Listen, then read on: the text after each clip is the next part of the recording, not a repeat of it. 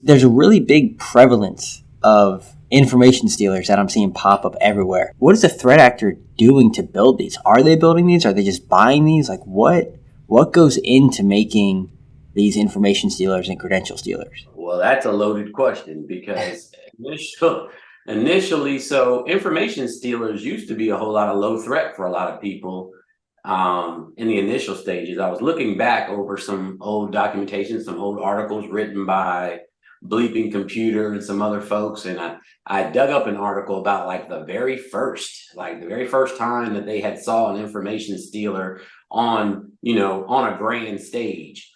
And it was, believe it or not, it was the Zeus. It was Zeus Mm. info stealer back in 2006. And when that source code was leaked, it was primarily aimed towards like banks, like your banking industry.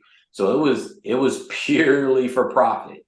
They would infiltrate people's computer systems via a couple of different ways, right? So they would typically do it by hooking browsers, or they would, use web injection techniques to be able to grab cookies. They could steal it out of cookies, key logging. And what their goal was is to implant this software into people's computer that is it's not going to do anything malicious to the system and or alert you of anything, because all it's doing is stealing your information, right? So it's using a C2 channel. 90% of them is over HTTP, right? So it's web traffic. They're just harvesting all the credentials out of your web browser, cookies. Some of them are advanced enough to have keyloggers. And so they're grabbing all these credentials and then exfiltrating and or sending this information over HTTP back to the adversary. I believe the very first one that broke on the scene was in 2006, and it was called Zeus. And that one was purely focused on the banking industry. And what's interesting about that, or about the whole information stealer realm, is where, in my mind, I've always looked at it like, okay, they get a bulk of their victims from people who do things like pirate software from these torrent sites, or they're grabbing like manufactured keys for different software at a lower discounted price. And so all this pirating of software and everything else that these victims are downloading to their computers to use, yeah, it's useful for them because it's an actual piece of software that somebody has cracked or they have reverse engineered to be able to, for that user to use it, the full functionality of that piece of software. But at the same time, it's stealing all your information. So who's really winning in the end, right? And I think it's interesting that, you talked about, these stealers are like, they have like clippers, keyloggers, they're not just there to steal the information. Some of them are designed to just sit and watch and see what you do, right? Like, you could go in and steal my email login, right, and get access to all the information. But from like, if you want to gather intel or you want to like see what your adversary or target is doing, if you sit there and see everything they type, see everything they copy, see everything they paste, do on their computer, you have the keys to the kingdom. You can see when they log into their password manager. You can see what password they type in. Once you get that, you're in. You have access to everything. With the prevalence of people trying to do hacktivist opportunities, or people, just wanting to make money, I think selling keylogger or selling stealers and selling information gathering with all these, accoutrements on them, right, is going to like benefit them, is going to be a way for them to get their product out there, right? They are in if you're trying to sell a service, right, you're in a crowded market. I have 3 information stealers in front of me that I want to talk about a little bit later, right? But that's just 3. And that took me maybe, a week to go in and find, right? Or a couple hours to go in and find, right? Imagine the market that's out there. And so I guess, like you said, adding on these additional tools, adding on this additional, product to it, provides more of a benefit than just going after, banks, right? Like, going after banks is great for stealing money, but they're not just stealing money anymore. They're not just going after money anymore. They're going after the person. Absolutely. And it's funny you bring that up, because I was looking at some of the numbers, and in today's cybersecurity world, everybody's so focused on the end result of something getting ransomed or somebody some business getting exfiltrated, data exfiltrated out of their network, when in reality, a lot of times this is where the nessus is. This is where you're getting a large bulk of the information to make that end game possible. A report from Bleeping Computer shows that nearly 20 million information stealer malware logs are sold on the dark web and Telegram channels every day. It says they revealed that they had archived, it says over 20 million significant infiltration into business environments. And then they've got some big name players on here. It says more specifically, cybersecurity firm Flare explains in a new report that they have over 375,000 logs containing business applications such as Salesforce, HubSpot, QuickBooks, AWS, DocuSign for each specific organization, like 179,000 been found for AWS. And these were console logins. So like console credentials to their networking equipment and things of that nature. So it's a big deal. And I think this is where a lot of the focus needs to be put in the cybersecurity arena, is cracking down and engineering more ways and finding and teaching and training an analyst on exactly how to find the credential stealers, information stealers, and all these guys out there now, because this is where it's all, the nessus of it is all begins is right here with these guys who sell this stuff on the open web for a profit. And then at the same time, that's how these businesses are being had. And it says right here that most of the logs, or 74%, were exposed on Telegram channels, while 25% were seen on Russian-speaking marketplaces like the Russian market. So that's where all of this stuff begins, right? It's by drive-by downloads and people getting infiltrated by these information stealers that are harvesting all their credentials and giving these companies giving the adversaries this initial access for attackers and hackers to do their bidding on these networks for these environments. I've been seeing a lot more talking about integration with Telegram. So, for example, Anubis Stealer, right? A new one that just popped up. I sent that over to you to take a look at too, right? But it says they sold it as a program for remotely controlling Windows computers via a Telegram bot, right? So not necessarily you are using it yourself, but you are controlling a Telegram bot to launch this stealer. So you don't even need the skill, right?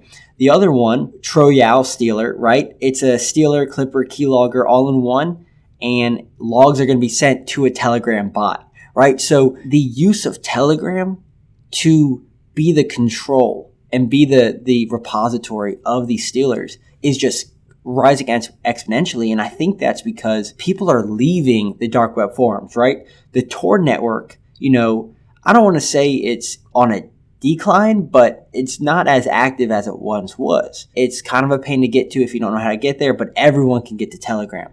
Everyone's talking on Telegram. A lot of the adversaries are talking on Telegram. So why not move those products there and try and make money that way when, everyone's already there? So let's do that integration. And Telegram has these bot integrations that you just need a little bit of skill and you can set up these bot integrations. So I know we've talked in the past about things are becoming easier for hackers and attackers.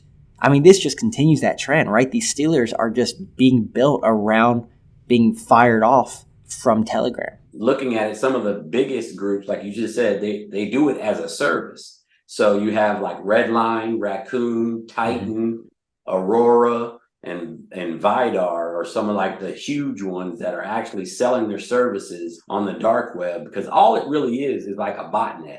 It's a botnet of services or botnet of infected computers that go around and steal, just constantly stealing information from all of the sites of which they have access to.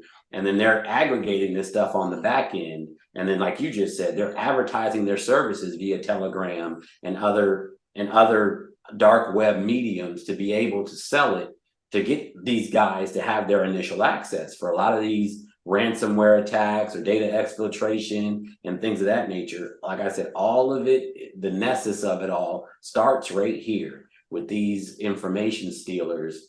And especially now it's been blown up to the point to where now they're like as a service. Mm-hmm. So could you kind of take us through from like a technical aspect, right? how does an information stealing attack work? What are the steps that an attacker will do to steal your information using one of these systems? It's done via a botnet, right? Mm-hmm. So it's probably thousands of IoT devices or anything that's interconnected to the internet that doesn't necessarily have to be a computer, right? Because our lives with globalization and the way technology keeps going from leaps and bounds forward every day. Your refrigerator nowadays can tell you when you run out of milk because it's weighing the shelf and the milk is Mm-hmm. low. You know what I'm saying? So it's like really ridiculous, and how at some point in time everything is going to be interconnected in your home. So, and it's a shame because over the course of time, those vendors stop making patches and updates and firmware updates for those models because they've moved on to the newer model the next year, the year after, and the year after. So the more, you're not going to replace a refrigerator, you're not replacing $1,000, equipment in your home every other year. Same thing with these TVs. It's dangerous. All these Amazon or Fire TVs. There you go. You have Fire TVs, Roku TVs, and all these TVs that over the course of a few years, the vendor has stopped making updates for that particular TV. And so these botnets take advantage of that, right?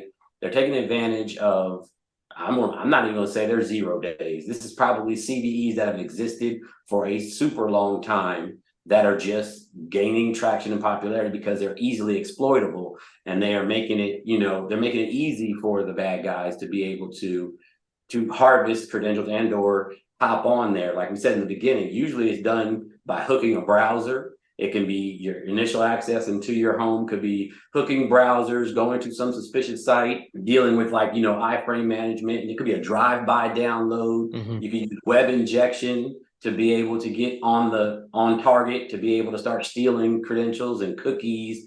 And people are using nowadays, I think I read, like password managers. I think, some of the popular LastPass and some of the other password managers that exist, Bitwarden, and a lot of these password managers are being hacked as well. And that's a gold mine. That's a treasure trove of all of your credentials that exist. But once they have those credentials and they're on target or on your computer, chances that you find it is going to be very low unless there's a signature that comes out from your AV and or whatever cybersecurity platform and or piece of software that you're using gets a signature update, and then it's like, hey, look, this looks suspicious, or hey, look, or it quarantines something. So until something like that matters, because at the end of the day, their job is to go low and slow. Their job is to be unseen because they want to stay there as long as possible because they're stealing all of your credentials.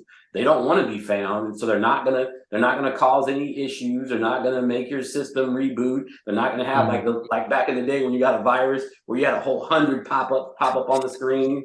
So they're not gonna alert you in any other kind of way that they're there on the PC, other than the fact that, and it don't even have to be a PC, which is that much more interesting.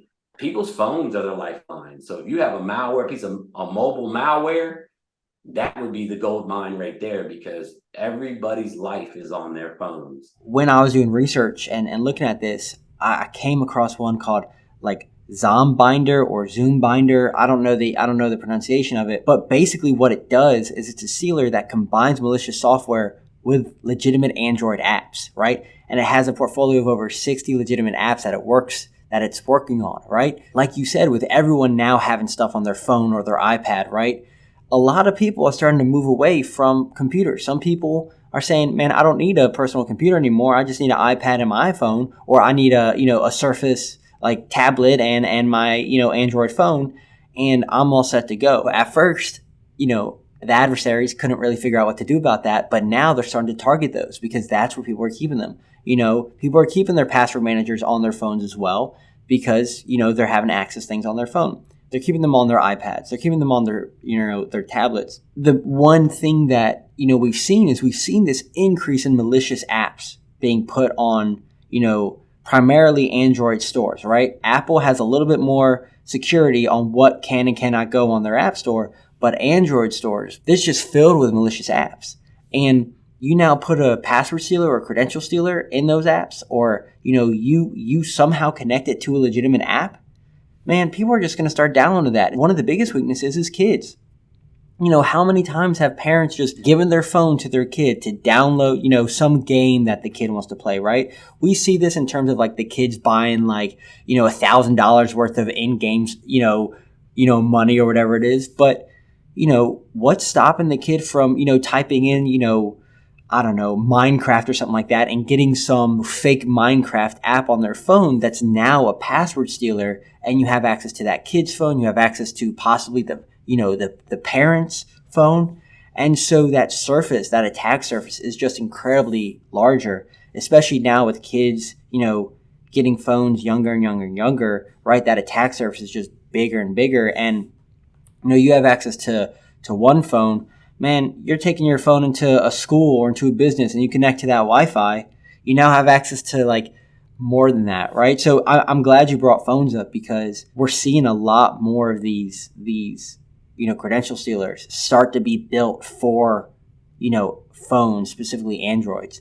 Apple might be a little bit farther down the road. You might need a little bit more skill to go into like the iPhone, but these Androids, man, you got people putting these stealers into legitimate apps and letting people download them. And, like you said, you just given up access to your kingdom by doing that. Absolutely. And I'm glad, like I said, you went right down the path that I was going to take it as well. And I think that's where a lot of where they're getting and gaining traction is through gaming, right? So last time I checked, video games are expensive. I think we're up to like $70 a game now. Now imagine you can get that same game, and like you said, in one of these app stores at half the price, or somebody gives you some enticing, you know what I'm saying? They're giving you a discounted price. But on the back end of that game is coming along with your information stealers, more additional malware and things of that nature to be able to harvest all your credentials and get what they need in the end. So I'm thinking that in the grand scheme of things, I don't think Apple is any better than Android. Yeah, they may have more security features in their app store or whatever, but I'm quite sure we're just scratching the surface on what we're looking for and how we go about finding it. And the more people who are starting to report it, and the better we're getting at looking at some of these different devices, I think it's all there. We just have to go and find it, because people have their lives. People are busy, and they want to be more productive as they go along. So, more mobile devices are becoming anything, like you said, any tablet, like your iPad now has a little keyboard click-in thing to be like a laptop. Your Surface is like a laptop. You have phones, and people are more mobile these days. So they're getting away from, PCs and everything like that, because they're always on the go and want to be as productive as possible in as many places. So yes, when it comes to mobile devices, period, I think that's where the gold mine is and what's being targeted the most, just because people have their lives, literally their lives, on these devices. It's an interesting world with like you said, everyone going to the mobile phones, everyone going with these mobile devices. People don't think about that. You think about viruses and information stealers and all that hitting your computer. Even then, kind of repeating what you said earlier, in the cybersecurity world, a lot of people don't care about information stealers. They see them pop up. They're like, all right, well, it might come with a phishing email. Let me teach, my company how to respond to a phishing email. But it doesn't seem like a lot of people are really trying to track down, like, who's making these, where are they coming from. I mean, they're likely coming, I'm not going to lie, they're likely coming from Russia or the Middle East or, Eastern Europe somewhere, right? A lot of people aren't caring about that. And if that lack of caring starts, increasing as life becomes centered around mobile devices and tablets, as there's going to be that confluence of malware, information stealers targeting that, and people are going to be shocked when they see like what's going to hit them.